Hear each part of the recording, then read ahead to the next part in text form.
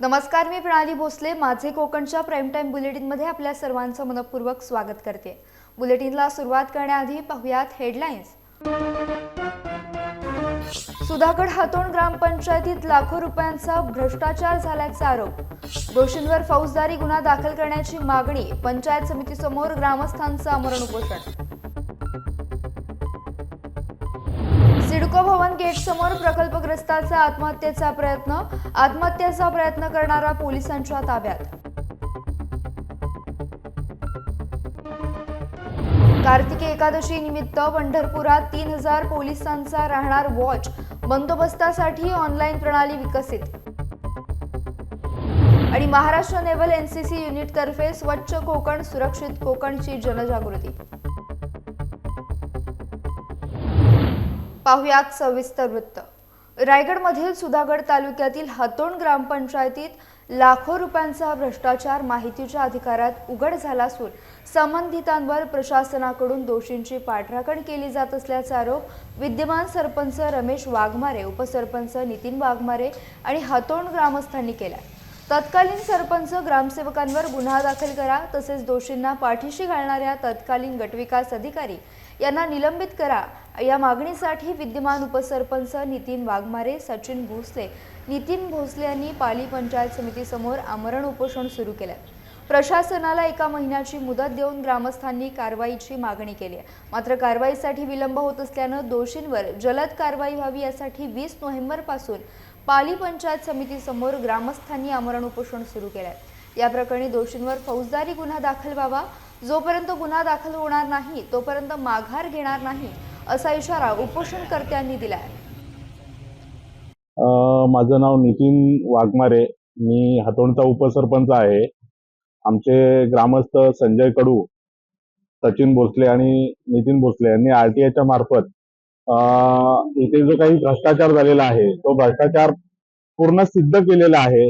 इथले जे विस्तार अधिकारी होते त्यांच्या मार्फत ती चौकशी झाली होती. त्यात ते गुन्हा सिद्ध होऊन सुद्धा हे जे काही अधिकारी लोक आहेत हे लोक आरोपींना पाठीशी घालत आहेत, त्याच्यावर कुठल्याही प्रकारची कारवाई करत नाहीयेत.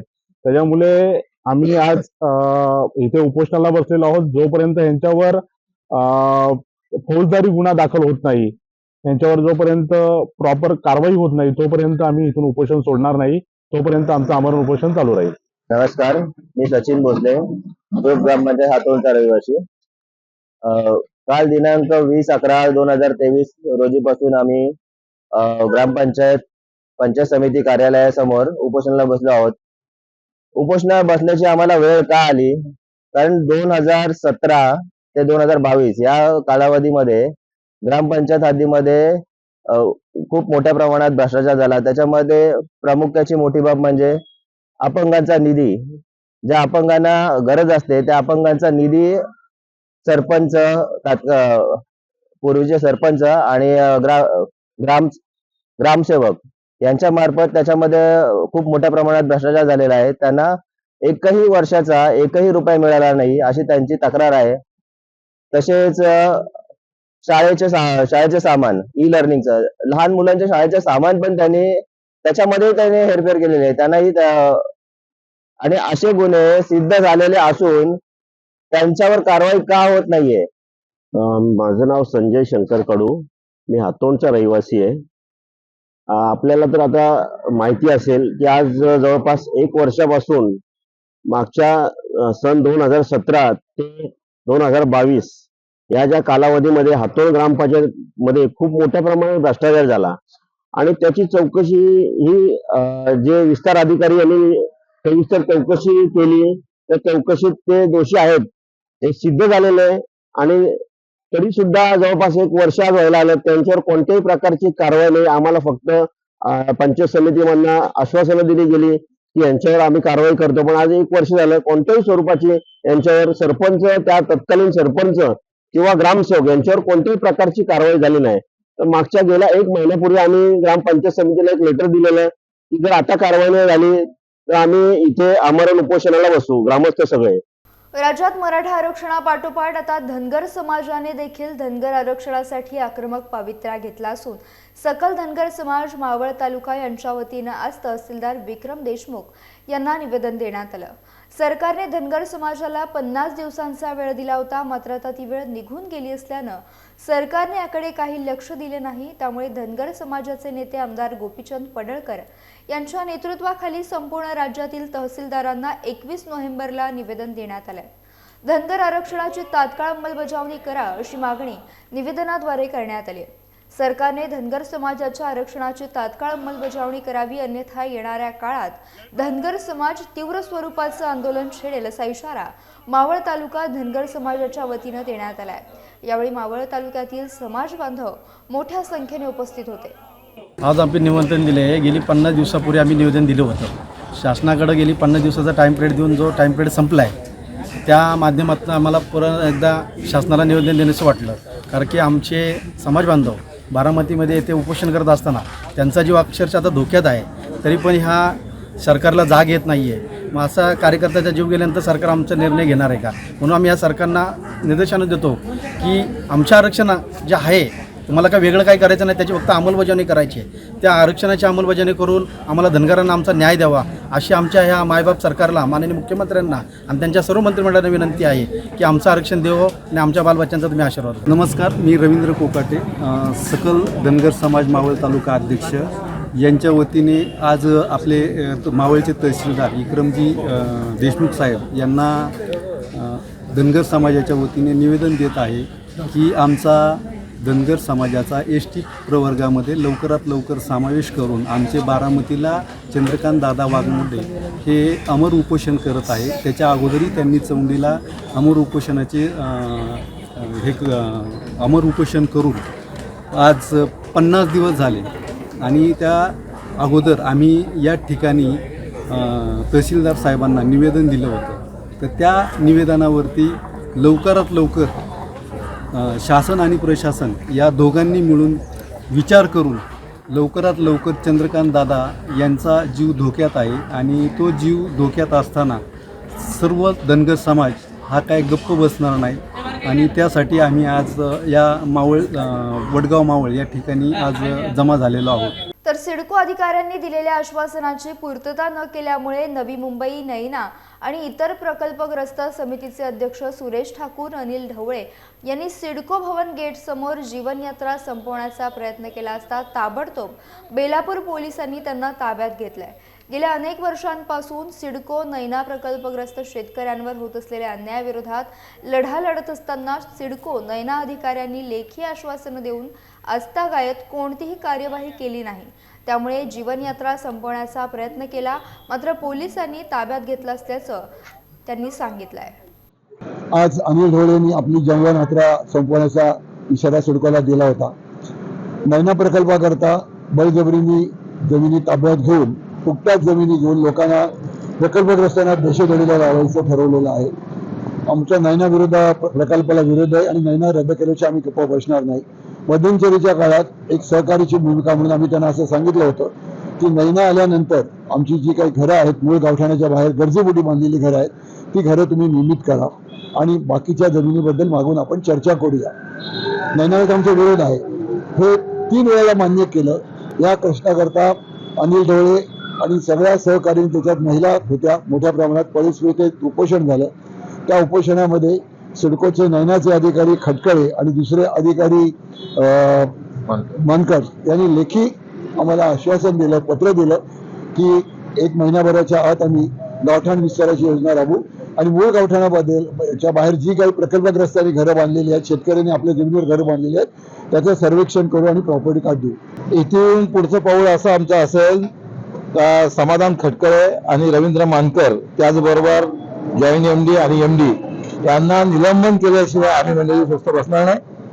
जर काही आज पोलिसांच्या मदतीने आम्हाला अडवण्याचा प्रयत्न केला असेल, आमचं आंदोलन चिघळण्याचा प्रयत्न केला असेल, परंतु या सिडकोला आम्ही या ठिकाणी इशारा देतोय का आमचा हक्क जर तुम्ही चिन्हत असाल तर तो हक्क आमचा अबाधित ठेवल्याशिवाय आम्ही स्वस्थ बसणार नाही। नवी मुंबईतील सीवूड्स येथील दुकानात एका व्यक्तीनं थेट तलवार काढत धिंगाणा केल्याचा प्रकार समोर आलाय। दुकानामध्ये काम करणाऱ्या कर्मचाऱ्याकडे मालकाचा नंबर मागितला, मात्र कर्मचाऱ्याने नंबर दिला नाही। काही वेळानं ती व्यक्ती पुन्हा तलवार घेऊन आली आणि राडा करू लागली। या घटनेचा संपूर्ण प्रकार हा CCTV मध्ये कैद झालाय। ही घटना नवी मुंबईतील सीवूड्स परिसरात घडली आहे। सीवूड्स परिसरात असलेल्या एका दुकानात एक व्यक्ती घुसला। त्याने कर्मचाऱ्याकडे मालकाच्या नंबरची विचारणा केली, मात्र कर्मचाऱ्यानं मालकाचा नंबर देण्यास नकार दिला। नंबर मिळाला नाही म्हणून तो व्यक्ती दुकानाबाहेर पडला। मात्र त्यानंतर काही वेळातच ती व्यक्ती हातात तलवार घेऊन दुकानात शिरली आणि यामुळे परिसरात मोठी खळबळ उडाली। रत्नागिरी जिल्ह्यातील खेडमधील लोटे परशुराम MIDC क्षेत्रातील एक्वा फूड एक्झिम या रासायनिक कंपनीमधून CETP मध्ये सांडपाणी वाहून नेणाऱ्या वाहिनीवर लावण्यात आलेल्या 3,06,000 रुपये किमतीच्या एअरवॉल अज्ञात चोरट्यांनी चोरून नेल्याची घटना घडली आहे। अजगणी या ठिकाणी ही घटना घडली असून 18 नोव्हेंबर ते 19 नोव्हेंबरच्या मध्यरात्री अजगणी गावातील कोलखिंड या परिसरात ही चोरी झाली असल्याचं पोलिसांनी सांगितलंय।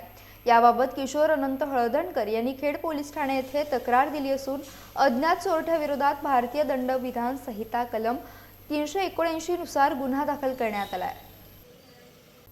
तर खेडमधीलच भूमी अभिलेख कार्यालयाकडून होणाऱ्या जमीन मिळकतीची अतितातडी हद्द कायम मोजणी करून जमीन मिळकतीच्या क्षेत्रात आणि नकाशामध्ये फेरबदल करण्याच्या दृष्टिकोनातून कळबणी गावातील जमीन मालकाची खोटी आणि खोडसाळ सही करून त्यांचे नुकसान करण्याच्या उद्देशानं कट कारस्थान केल्याप्रकरणी जमीन मालक प्रकाश दाजी वरेकर यांनी दिलेल्या तक्रारीनुसार त्याच गावातील 2 जणांविरोधात खेड पोलीस ठाण्यात भारतीय दंडविधान संहिता कलम 417, 465, 468 आणि 34 नुसार गुन्हा दाखल करण्यात आला आहे।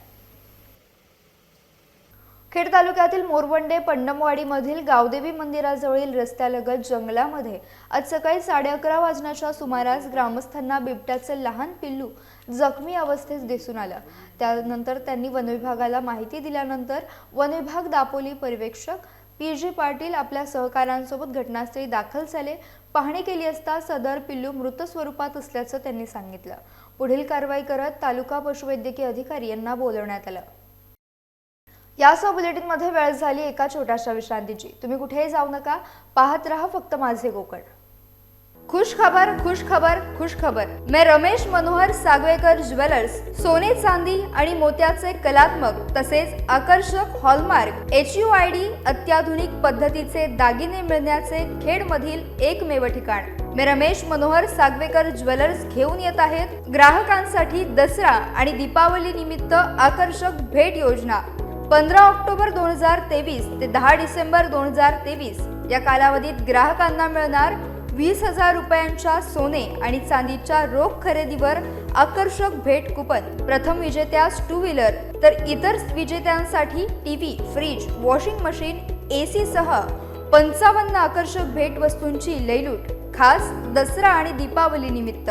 आमचा पत्ता सोनाराळी तालुका खेड तसेच पोलादपूर बाजारपेठ मारुती मंदिर शेजारी तालुका पोलादपूर। तर अधिक माहितीसाठी आजच संपर्क करा। संपर्क क्रमांक 92 70 28 43 23 आणि 77 41 08 93 15।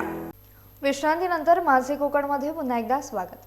कार्तिकी वारीमध्ये भाविकांच्या सुरक्षेसाठी तब्बल 3,000हून अधिक पोलीस कर्मचारी आणि अधिकाऱ्यांची करडी नजर आता पंढरपुरात असणार आहे। विशेष म्हणजे यंदा प्रथमच पोलिसांनी ऑनलाईन प्रणालीद्वारे बंदोबस्त वापर केलाय। QR कोड आणि ऑनलाईन सिस्टीमद्वारे पोलीस कर्मचाऱ्यांना आपल्या बंदोबस्ताचे ठिकाण, सुट्टीच्या वेळा, आपत्कालीन यंत्रणेतील सूचना या मोबाईल ॲपच्या माध्यमातून SMS माध्यमातून मिळणार आहेत।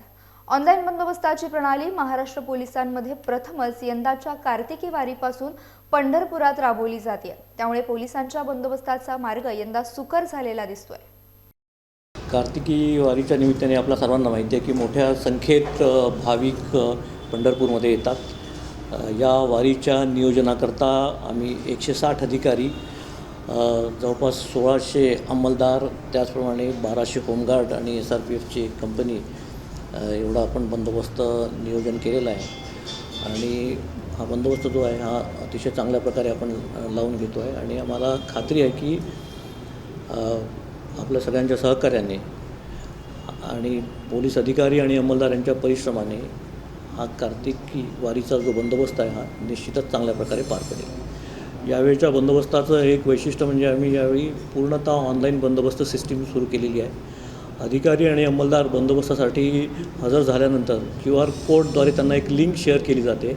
त्यांनी त्यामध्ये त्यांनी डिटेल्स भरले की त्यांना त्यांचं बंदोबस्ताचं जे स्थान आहे ते लगेच त्यांना कम्युनिकेट केलं जातं आणि एकंदरीत या ऑनलाईन प्रणालीमधून संपूर्ण बंदोबस्तावर अतिशय योग्य प्रकारे लक्ष ठेवता येतं. एखाद्या अधिकाऱ्यांनी आणि अंमलदारांनी जर त्याची जागा सोडून तो इतरत्र गेला तरी ते त्वरित लक्षात येतं आणि त्यानंतर त्याला त्याच्या मोबाईलवर SMS सुद्धा जातो की आपण आपलं जे कार्यक्षेत्र आपल्याला दिलं आहे ते सोडून आपण बाहेर गेलेलं आहात. एखादा अधिकारी अंमलदार अनुपस्थित राहिला तर ती अनुपस्थितीसुद्धा लगेच रेकॉर्ड केली जाते आणि त्यांना शोकॉज नोटीससुद्धा त्या अनुषंगाने लगेच ती दिली जाते. त्यामुळे आमचे अधिकारी आणि अंमलदार अधिक सतर्कतेने यावेळी बंदोबस्त करत आहेत आणि ही एक चांगली गोष्ट आहे. तर मराठा समाजाच्या आरक्षणासाठी लढणारे मराठा समाजाचे नेते मनोज जरांगे पाटील यांची कल्याण पूर्वेतील पोटे मैदानावर विशाल सभा संपन्न झाली. मुख्यमंत्र्यांच्या जिल्ह्यात प्रथमच जरांगे पाटील यांची सभा झाली. या सभेत मनोज जरांगे पाटील काय बोलणार याकडे सर्वांच्या नजरा लागल्या होत्या. जरांगे पाटील यांच्या सभेच्या निमित्तानं कल्याणमध्ये शिवसेना, शिंदे गट, ठाकरे गट, राष्ट्रवादी काँग्रेस आणि आम आदमी पक्षाचे मराठा नेते एकत्र आल्याचं चित्र पाहायला मिळालं. या मोर्चासाठी शहरातील चौकात होर्डिंग्स लावण्यात आले होते. तसेच सभेसाठी येणाऱ्या मराठा बांधवांसाठी 500हून अधिक मराठा कार्यकर्ते सज्ज देखील होते. कोणताही अनुचित प्रकार घडू नये यासाठी पोलीस बंदोबस्त देखील तैनात ठेवण्यात आला होता. 100% मराठ्यांना 24 डिसेंबरच्या आत आरक्षण देणार. नाही दिलं तर आम्ही 24 डिसेंबरच्या नंतर तुम्हाला 100% कळवणार. पण अगोदर आम्ही काय सांगणार, कारण आम्हाला असे आहे जे सरकार असतं त्यांच्याकडून जनतेला अशी असते न्यायाची. मुख्यमंत्री 100% मराठ्यांना आरक्षण देणार ही मराठ्यांना खात्री नाही. हे मात्र सत्य आहे की अगोदर आम्ही त्यांच्यावरती आनंदी नव्हतो, परंतु आता समाधानकारक यासाठी की त्यांनी इतकं स्पीडनं काम वाढवले. काही जिल्ह्यात मात्र मनुष्यबळ कमी पडायला लागले. त्याबद्दलही सरकारशी आमचं बोलणं झालेलं आहे की तुम्ही मनुष्यबळ वाढवा, कारण नोंदी काही जिल्ह्यामध्ये कमी यायला लागल्या. ते मनुष्यबळ वाढवण्याचं आणि सॉफ्टवेअर घेण्याचं सुद्धा त्यांनी आता ठरवलंय की तातडीनं राहिलेला जो महिना, 6 महिना याच्यामध्ये आम्ही ताकदीनं काम करून नोंदी घेऊ आणि नोंदी मिळायला लागल्या. त्यामुळे मराठा समाज 100% समाधानी आहे. त्यांनी काय चूक केली, त्यांनी बरोबरच सांगितलं माझ्या पाठीमागं शक्ती आहे. मराठा सामान्य मराठ्यांची शक्ती, कारण दुसरी शक्ती फिक्ती इकडे काही करत नाही आपल्यापाशी. आणि ते क्रिप्टम मी वाचत नाही, कारण ते वाचून माणूस एवढं बोलू शकत नाही. लिहून दिल्यावर मग चुकत असतो. ही मराठा समाजाची वेदना आणि भावना मी मांडतोय. इथं कोणी लिहून देणार आपल्यापाशी टिकू शकत नाही, कारण कोणत्या राजकारण्याचा याचा काहीच संबंध नाही. त्यांना जवळ येऊ याचा सामान्य मराठी आणि सामान्य मराठी लढा जिंकणार आहेत आणि सामान्य मराठी आहेत म्हणूनच हा लढा इथपर्यंत आला नसता. देशात सध्या काळं धान म्हणजे काळ्या तांदळाची मागणी वाढतीये. डॉक्टरांच्या सल्ल्यानं लोक जास्त रक्कम देऊन काळे धान खरेदी करत आहेत, कारण काळे धान खाल्ल्यानं मधुमेह नियंत्रणात राहतात. काळं धान रक्तदाबाच्या रोगावर देखील रामबाण उपाय आहे. नेहमी काळे धान खाल्ल्यास शरीर स्वस्थ राहते, शिवाय शरीराची रोगप्रतिकारक शक्ती देखील वाढते. शेतकरी काळ्या धानाची लागवड करत असतील तर चांगली कमाई करू शकतात. या अनुषंगानं सिंधुदुर्ग जिल्ह्यातील पावशी गावातील प्रवीण पावसकर या शेतकऱ्याने काळ्या भाताची यावर्षी लागवड केली. त्यातूनच बऱ्यापैकी उत्पन्न मिळाले असून पुढील वर्षी अधिक प्रमाणात काळं धान शेती करण्याचा पावसकर यांचा मानस आहे. काळ्या भाताची शेती केलेली आहे. माझ्या मित्राने सांगितल्याप्रमाणे मी ही शेती केली. हा खारेपाटणचा मित्र आहे माझा. ते बोलला सहज की तू एक शेती करून बघ, इतर शेती करण्यापेक्षा ह्याच्यात फायदा आहे. त्याप्रमाणे मी प्रॅक्टिकली म्हणून केलेलं आहे. अधिक हे नाही म्हटलं तरी शारीरिक म्हणजे शुगर, अटॅक वगैरे आला तर, किंवा हे कॅन्सरसारखे बिमारी हे सगळे चांगल्या होतात याची. आणि ह्याचा मोबदलासुद्धा जास्त पैसा येतो. नाही म्हटलं तरी 100 रुपये किलो प्रमाणे हे भात जातं. आणि त्याचे तांदूळ 200 ते 250, 300, 400 असा रेट आहे. एक्सपोर्ट माल होतो हा. आणि ही शेती नाही म्हटलं तरी चीनमध्ये सुरुवात झाली आहे. चीनमधून आलेली आहे ही. हे भात चीनमध्ये राजा महाराजा वगैरे करायचे. आणि आता हे म्हटलं आम्ही करून बघूया आहे, म्हणून प्रॅक्टिकली म्हणून आम्ही केलेलं आहे. आणि हे माझं तर मत आहे सर्व शेतकऱ्यांनी हे इथे शेती करायची. ही शेती लई फायदेदायक आहे. गोवा येथील डॉक्टर श्यामप्रसाद मुखर्जी स्टेडियमवर 54व्या आंतरराष्ट्रीय चित्रपट महोत्सवाचे उद्घाटन माधुरी दीक्षित, केंद्रीय मंत्री अनुराग ठाकूर, मुख्यमंत्री प्रमोद सावंत, केंद्रीय मत्स्यमंत्री एल मुरुगन, मनोरंजन संस्थेचे उपाध्यक्ष डिलायला लोबो, अभिनेते सनी देओल, करण जोहर यांच्या हस्ते दीपप्रज्वलन करून करण्यात आले। यावेळी अभिनेत्री माधुरी दीक्षित, श्रेया घोषाल, सुखविंदर सिंग, कलाकार विजय सेतुपती आणि इतर कलाकारांना सन्मानित करण्यात आले। प्रसिद्ध गायिका श्रेया घोषाल, गायक सुखविंदर सिंग यांनी मंत्रमुग्ध आवाजाने गीतांनी कार्यक्रमात सादरीकरण केले। यावेळी उपस्थित प्रेक्षकांचा उत्स्फूर्त प्रतिसाद पाहायला मिळाला। चित्रपटाची निर्मिती भारतात व्हावी याचा फायदा देशाला आणि देशातील कलाकारांना व्हावा यासाठी प्रयत्न केले जात असल्याची माहिती यावेळी देण्यात आली। 1 2 3 4 Zooby dooby bum ba da Zooby dooby ba da ba Zooby dooby nache ki pagal sugar man para para Zooby dooby bum ba da Zooby dooby ba da ba Zooby dooby nache ki pagal sugar man। यासह bulletin मध्ये वेळ झाली एका छोट्याशा विश्रांतीची। तुम्ही कुठेही जाऊ नका, पाहत रहा फक्त माझे कोकण।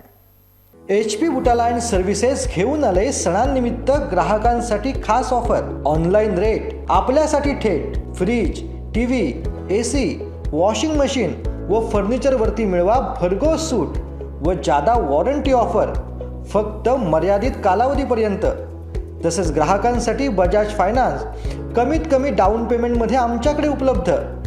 आता सणांचा आनंद द्विगुणित करा आणि आजच भेट द्या आपल्या HP बुटालाइन सर्व्हिसेसच्या जवळच्या दालनात। आमचा पत्ता साहिल पॅराडाईज, अमूल आईस्क्रीमच्या बाजूला, गिमवणे दापोली, फाटक कॅपिटल, राधाकृष्ण मंदिर समोर, फॅमिली मॉल दापोली आणि हॉटेल सवेरा शेजारी, कोष्टीआळी खेड। विश्रांतीनंतर प्राईम टाइम बुलेटिन मध्ये आपलं स्वागत। गेल्या काही दिवसांपासून रत्नागिरी जिल्ह्यात दाट धुकं पडायला सुरुवात झाली आहे। थंडीचं प्रमाण कमी आहे, मात्र दाट धुक्याची लाट पाहायला मिळते। दाट धुक्यामुळे मुंबई गोवा महामार्ग चक्क हरवला असल्याचा भास होतोय। धुक्याच्या लाटेमुळे पुढील काही अंतरावरचं अस्पष्ट दिसत असल्यानं महामार्गावर वाहने धीम्या गतीने सुरू असल्याचं पाहायला मिळतंय। निसर्गाचा वरदहस्त लाभलेल्या मुंबई गोवा महामार्गावरील खेडमधील भोसते घाटात तर स्वर्गच अवतरल्याचा भास होतोय।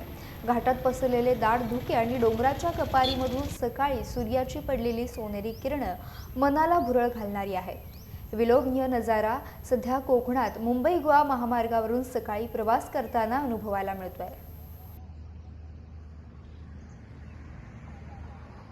महाराष्ट्र नेव्हल NCC युनिटनं देवगड बंदरात स्वच्छ कोकण सुरक्षित कोकणची जनजागृती केली। रत्नागिरी बंदर ते देवगड बंदर अशी समुद्रमार्गे बोटीने युनिटच्या पथकाने प्रवास करत स्वच्छता आणि सुरक्षिततेचा संदेश देवगडमध्ये दिला। या रॅलीचे स्वागत देवगड महाविद्यालयातर्फे करण्यात आले। यावेळी पवनचक्की गार्डन येथे NCC कॅडेट यांनी स्वच्छ कोकण सुरक्षित कोकण यावर आधारित पथनाट्य सादर केले। सलग 4 दिवस देवगड येथे या पथकाच्या माध्यमातून विविध कार्यक्रमांचे आयोजन करण्यात आले।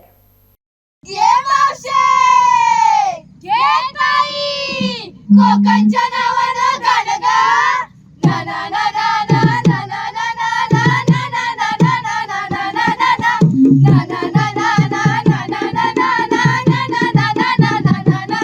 नमस्कार नमस्कार। तू Maharashtra naval unit NCC Ratnagiri तुमच्या समोर सादर करीत आहे एक पथनाट्य।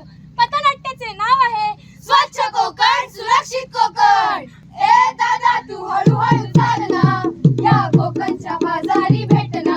ए दादा तू हळूहळू चाल ना, या कोकणच्या बाजारी भेटना। कोकणात गणेशोत्सव मोठ्या उत्साहाने साजरा केला जातो। पण गणेशोत्सव साजरा केल्यानंतरची परिस्थिती तुम्हाला माहित आहे का? गणेशोत्सव साजरा झाल्यानंतर आपल्याला समुद्र किनाऱ्यावर मूर्त्या पाहायला भेटतात। यापेक्षा इको फ्रेंडली पद्धतीने गणेशोत्सव साजरा करून POPचा वापर टाळून मोठ्या मूर्त्याऐवजी छोट्या मूर्त्या वापरून आपण आपल्या पर्यावरणाला होणाऱ्या हानीशी वाचवू शकतो आणि आपले कोकण किनारे सुंदर ठेवू शकतो।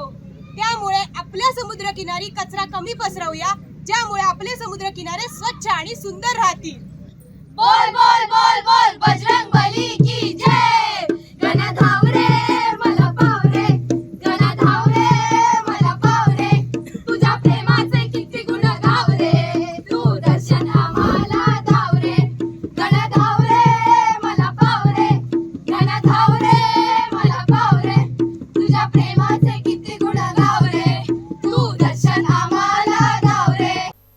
बुलेटिनमध्ये वेळ झाली इथेच थांबण्याची. भेटूयात नवीन बुलेटिनसह. तोपर्यंत तुम्ही कुठेही जाऊ नका. पाहत रहा फक्त माझे कोकण.